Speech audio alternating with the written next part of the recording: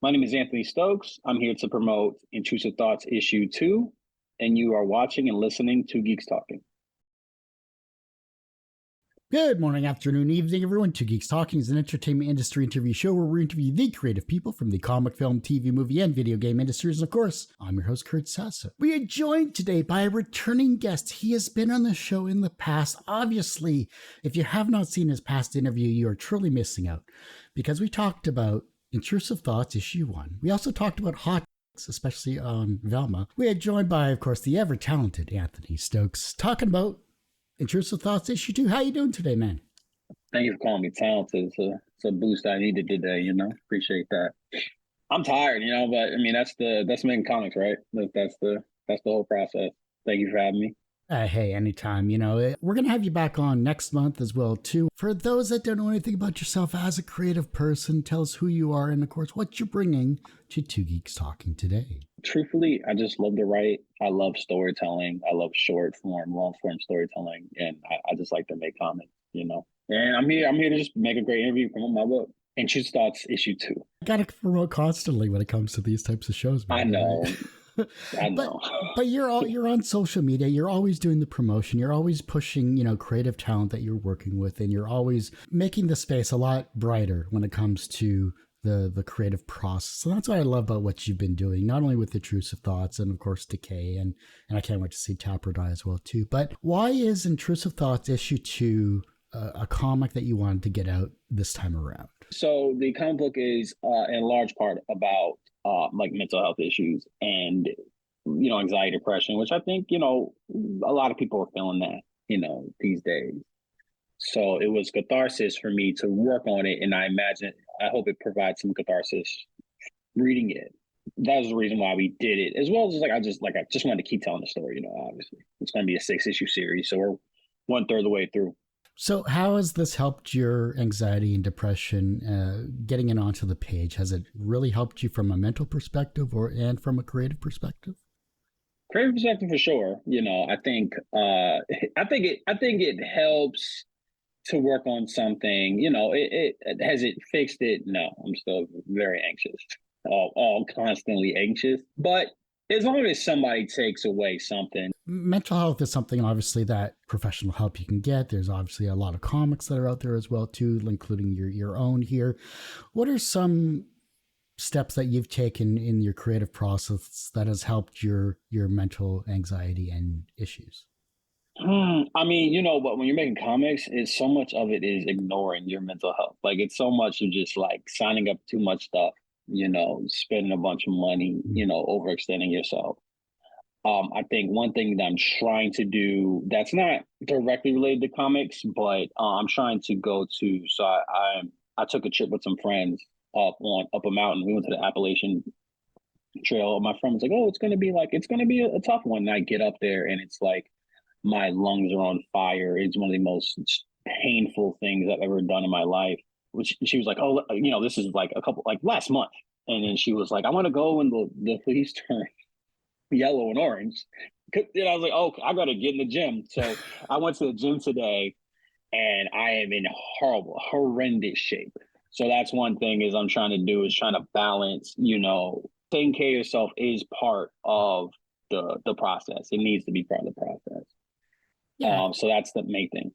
No, I completely agree. It's something that I think, especially if you're a writer or if you're a creative person, if you don't take the time to take care of yourself, no one else is going to. And I think that's something that we desperately need, not only from past the pandemic side of things, where that really kind of locked everyone down. And I think that locked everyone's mental state down as well, too, because we didn't know what was going to happen. Now that we're kind of sort of past that, I'm glad to see that you're taking steps for your health as well, too, physical and mental. Yeah, I'm trying to get better, even if it's incrementally trying to we don't want to get worse at the very least. I've been drinking, not that I was a crazy drinker. I've been drinking like less, I just keep less alcohol around the house. It makes it easier. And then as far as the what practice am I doing in terms of making comics is I have a process now, as far as what I need to do for a book. I've kind of nailed down my process, and I feel like having a regimen is super important because you always know where you're headed if you have a schedule or regimen. Sorry, what's your You get process? so essentially, the main thing that I've worked on is that if I can't, like, if I'm burnt out or if I feel like I can't do something, I'm not gonna do it. Like, that's something that I'm not gonna do it. I'm not gonna beat myself up. You know, that's one thing. Two is I compartmentalize. Like, there are series that I won't work on for months. Because that's not what demands my attention at that point. It'll be in the back of your head. But I remember Stephen King was saying that he'll write a manuscript and he'll put it away in a drawer somewhere and he won't touch it for 6 months. And that's more or less what I've done by necessity because I'm working on too much stuff.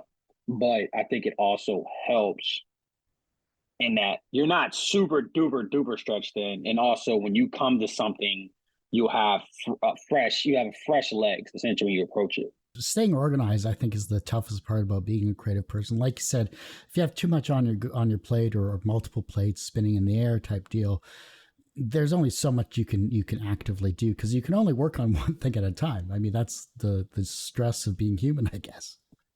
You can literally only work on one thing at one time, but I'm sure if I try to tell you like how many books I'm working on currently, it comes up to 5 or 6. It's a lot. You want to make a lot of progress. I don't think I'm stretched too thin. I mean, in certain regards, yeah, but I don't regret because like we probably did the Intrusive Thoughts interview, and back in my head was like, man, I'm not making the progress I need to make in my career. And then since then, I don't know how many books. I probably started like a dozen books, like via work for hire, pitches, books that I create or own that I own, collaboration.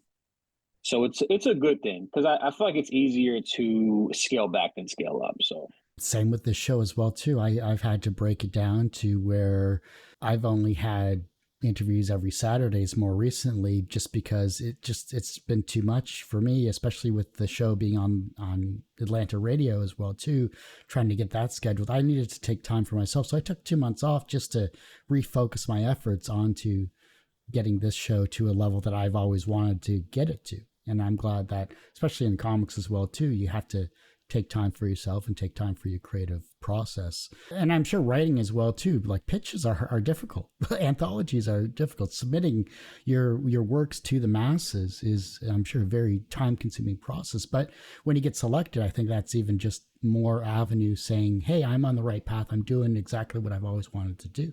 Yeah, I haven't had like a series picked up by a publisher yet. Knock on wood, but I'm hoping we can cross that pretty soon here. So Intrusive Thoughts 2, it's a part of your 6-issue series, which is great to hear because I don't think we finalize or did we talk about that in the first issue? Because I think you were just starting that creative process and getting it down. That was a year ago, which feels like 4 years ago. Like comic book time is fast, bro. Yeah.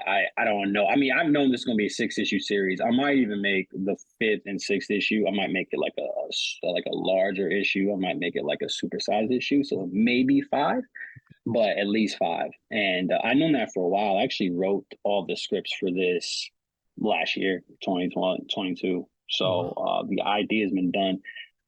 I've used to write my series in it. Ideally, I would have my series written out in advance in its entirety. But as you start working on more series, you also need to kind of see, you need to be able to adjust the information as well, which is a huge thing. So like Tap or Die, I don't know how long, the first issue did really well. Mm-hmm. I don't know what's the demand, what's the demand for an issue 2 we're going to see. And if issue 2 does better than issue 1, then okay, well, now this can be a super long series, or potentially, we know at least 3 is coming out.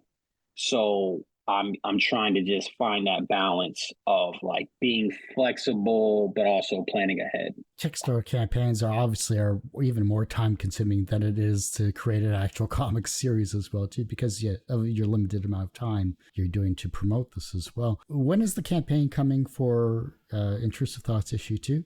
The campaign's active now. Oh, good. Yeah, campaign's active now. We're about 55% there. That's really good. What do you have on the go for the perks and for the the aspects of people that can support the comic? So I got multiple covers. I have 4 covers available, and then I have my entire catalog, which is getting rather lengthy. I think like what is it, 8 books now? 5, 7, 9. This might be my 10th book. That's So awesome. my like a really sizable catalog, which was the goal. Really, we got that going, and like I said, multiple covers and such. Really comic book heavy. Are you going to do this in a collective, like a trade paperback, once Intrusive Thoughts kind of completes? Is that going to be your end goal for the series? That is a goal with everything, because the trade, you generally can make a lot.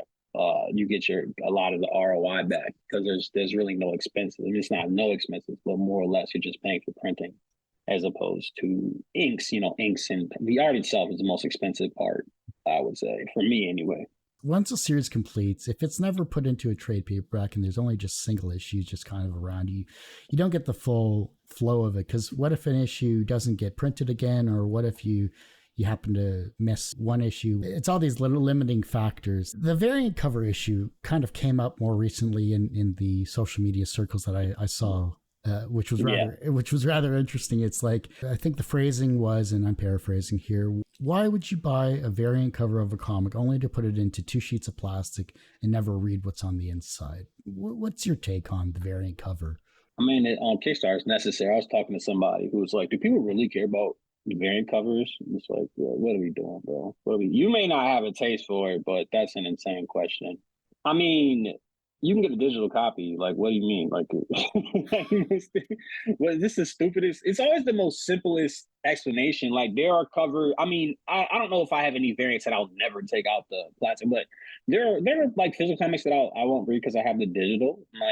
Yeah, I don't think it's that crazy. Like, just read the PDFs. It's a non-problem.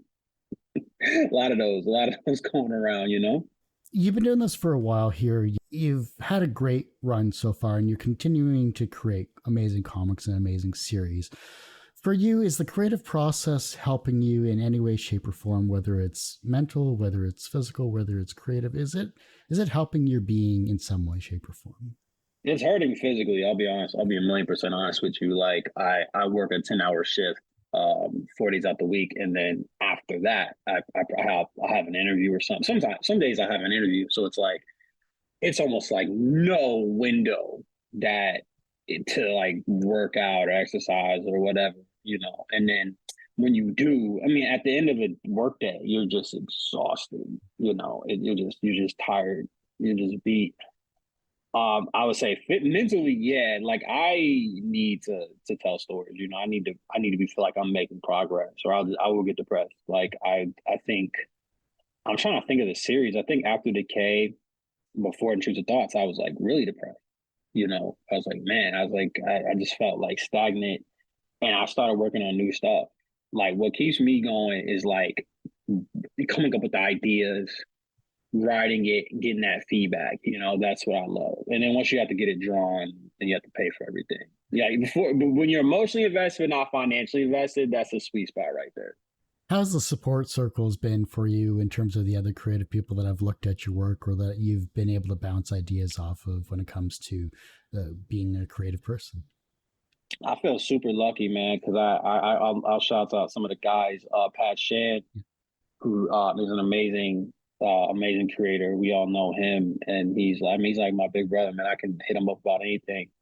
And I got Richard Fairgray, who's my mentor, who is on the other side of the spectrum. I would say creatively, in terms of, is very specific. Like, I would say Pat is kind of broad, not in a bad way, but I think that's kind of the brand, right? And then Richard is like more, Richard. Yeah, he's more specific. He's like, I wouldn't say niche, but more so niche. I got my boy Chris Moses, who I've got a couple books coming out with as well, who's like incredible. No, I feel like my network is fantastic. I wouldn't be half the creator I am without like some of those guys. Yeah, and they're all talented in their own rights as well too. Richard has been on the show multiple times, over almost 300 books now, I think, something like that. And Pat Shan's name has floated around for a long time as well too. I've had a lot of other guests that have come on the show that said they spoke to Pat Shan for like 10 minutes and it just changed their viewpoint of crowdfunding and everything like that. It's amazing. Yeah. It's bizarre. Yeah, I got like one of the most prolific creators in, even out to Vegas for my birthday. You know what I'm saying? Like I can have his number. I can call him whenever I want. It's so nice. It's amazing. A lot of people don't understand the creative side of things where we're so in a bubble when it comes to whatever we're doing that to reach out, to ask for help, to get a support system like what you have and like what we have socially online is a necessary, not evil, but it's just necessary because well, I mean, it can be evil, depends on what you're talking about, but I mean, when it comes Yeah. to being creative in general, like if we don't bounce ideas off each other, if we don't talk things out, it's very difficult for us in some way, shape, or form because we can get into lulls and we can get into just destructive thoughts that just don't help us as people or as creative people. Yeah, I have a lot of stuff I need to work on, and they've all kind of helped me individually with in certain aspects. And no, I mean it's essential to do this stuff alone. You can't really get better in a vacuum, you know. In my opinion, you need people that push me, and they push me. You know, sometimes I don't even like it. Oftentimes I don't like it, but you know, like I'd rather have that than no help. And then what do you know? Where are you at? Have you done any hot takes recently that we're not aware of?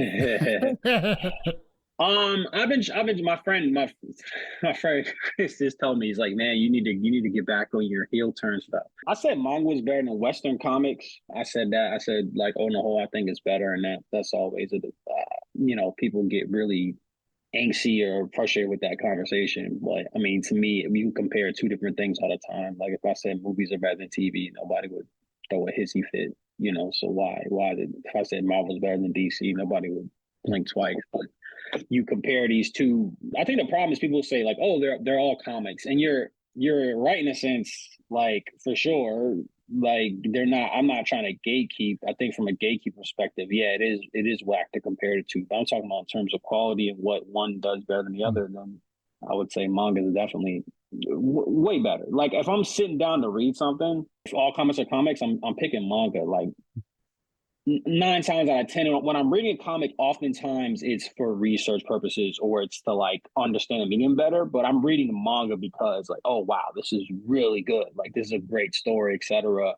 It feels way more authorish, and it's not a perfect industry for sure. It's a very flawed industry. But I truthfully believe having one person work on one thing. Sometimes it's the same artist. Sometimes it's the same and you're in that headspace, and I feel for Western writers because in America specifically, like you have to work on multiple titles. You can't devote. I mean, even me, like I'm working on at least 7 titles, at least 7. Like I can't put the same amount of attention detail that I do, just working on one. So I can't imagine, like a James Tinian having to work on X amount of books, and you're under way more scrutiny. Like I can't imagine. Like it's not easy, but that's also the benefit of the manga as well.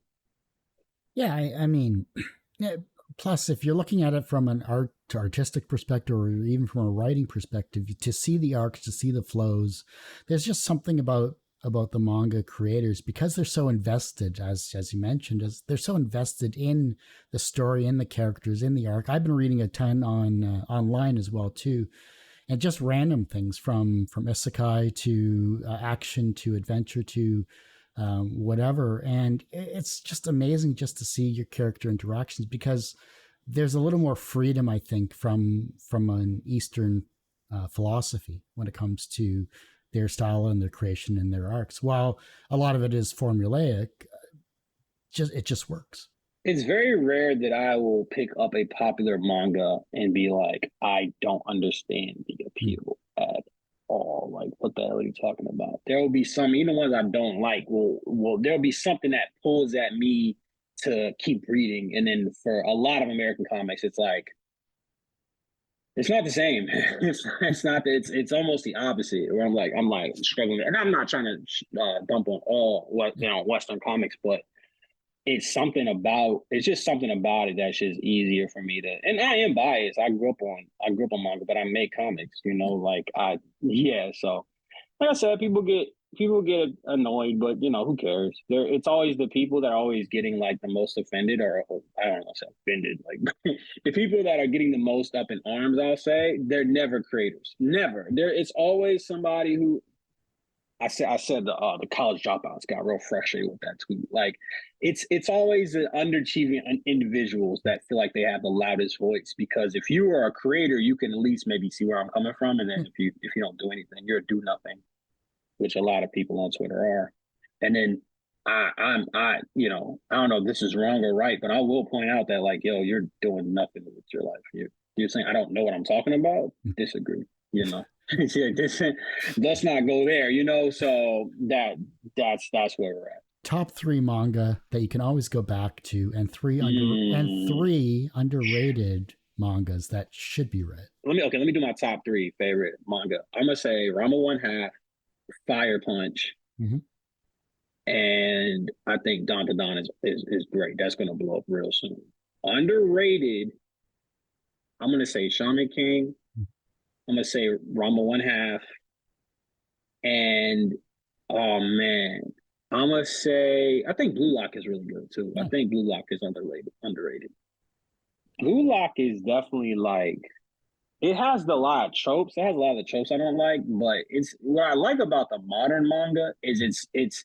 I think this is also something that I think this is also something that manga does better. Like when you look at a Western comics, a lot of the time, you look at like the evolution of it. One, it's kind of cyclical, I think, and then a lot of it is just being meta. It's like being very on the nose, you know, like the Josh Whedonisms and stuff like that. But when you look at manga, like the newer generation of creators, they are using the language and the established formulas from, like, I read a lot of shonen, from shonen, and they're just making it better. Like they're just they're cutting out so much fluff. They're cutting out so much redundancy. And Blue Lock to me is like, it's like Blue Lock and Kaiju number 9. I think, like, I don't know how, if you, so much of this pacing is faster, so much is happening faster because we understand the medium. If you took that away and you had to show to somebody that never read a shonen, or like, I don't know, like the big 3 didn't exist, I feel like these stories are like just okay. Like I feel like My Hero as well, but it's like because they're smart and because the creators are really smart and they understand structure and they understand the pitfalls, they grew up on manga, you know, they read Berserk, they read Yu Hakusho. I feel like they know to avoid certain pitfalls. Certain pitfalls that I feel like Western comics like will dive head first into. I don't mean pacing in terms of release. I mean pacing in terms of, all right, if you look at like The Boys, right? Like The Boys is established. It's almost Invincible in The Boys are based almost like canonized. Like it's almost Marvel and DC canonized, and that's kind of what I mean. And that's a good example. We're gonna use the iconography of Superman to tell a really interesting story that we're gonna recontextualize iconography and make it really interesting. Even if you look at like something like Ant-Man, the movie, like it's playing on a lot of tropes that were established by superhero movies. Even Iron Man 1. So that's what I mean. It's like kind of being smart, and then they've replaced the smartness and like the subversiveness with quips and like meta humor. In my opinion, it's not everything, like, but that's a lot. When you look at the difference, for me, that's a lot. And like I don't think shonen. I mean, I don't think the stuff I read, it doesn't get very meta, but it will be smart about it. Like Chainsaw Man specifically. Chainsaw Man is almost a parody of like superhero. Anyway, look, that's a whole other wormhole. But that's what I mean. I mean pacing in terms of like the audience understands the rules of shonen. I don't have to explain as much. Whereas it feels like Western comics, it's still very exposition heavy. Not a lot. Like if you read a comic, not a lot of plot happens in comic books, in my opinion. Like it feels very like almost like 2 things happen in a 20-page comic book, you know, as opposed to, you know, perfect. Like this is what I wanted to get. This works out well. We got to have you tell or die. I'll bring a bunch of hot takes preemptively, and then we just go. We'll do like this really grinds my gears. Yeah. We're gonna definitely dive into the wrestling rabbit hole of AEW versus WWE versus ECW versus WWE. Yeah, we'll get into all that next time you're on for sure. We'll go into some hard hitting favorite wrestlers of the decades and least favorites and all that other stuff. It'll be a hot take wrestling episode for sure. I'm with it. Awesome. Well, Anthony, I do hate to say it, but that ends this particular episode of Two Geeks Talking. I want to thank you so much for coming on the show. No, thanks for having me, man. We always have a good time. Before I let you go, where can we find you? How can we support you? Of course, where is this amazing Kickstarter campaign and anything else you'd like to promote? If you search Intrusive Thoughts Issue 2 on Google, Kickstarter, it'll pop up. And then I'm on Twitter at Stokes the Writer, and then on Instagram.com/the K Comic. And Blue Sky at Stokes the Writer. Well, like I said, that ends this particular episode of Two Geeks Talking. You can, of course, find this interview and 1,000+ others on our website, tgtmedia.com or twogeekstalking.com. Since the website is going through an update, as it always is, go to our YouTube channel. That's a lot more updated, which is youtube.com/tgtmedia. Make sure you subscribe and like and everything like that, and share some of these amazing interviews, including Anthony's past interviews as well, too. The podcast is back. Of course, you can find that at twogeekstalking.podbean.com or wherever you get your podcasts. Just search for Two Geeks Talking. And as I say every week, everyone has a story to tell. It's up to me to help bring that out. Thanks for listening and watching on Two Geeks Talking.